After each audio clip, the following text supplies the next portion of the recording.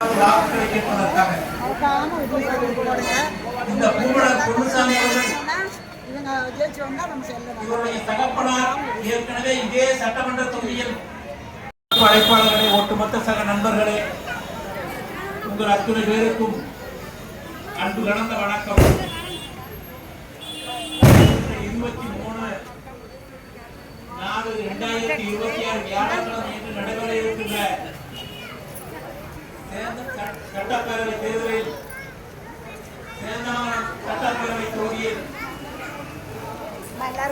ஜனநாயக முற்போக்கு கூட்டணி வேட்பாளராக தமிழக அரசியலில் இந்திய அரசியலில் வாக்குறுதிகளை நிறைவேற்றி தந்துவிட்டு உங்கள் இருக்கிறோம்.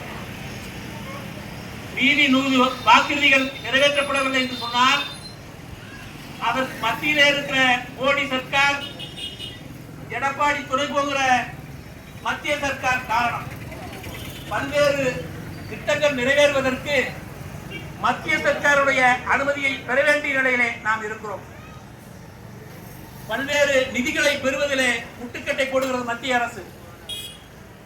இங்கே நிலம் ஆர்ஜிதம் செய்வதை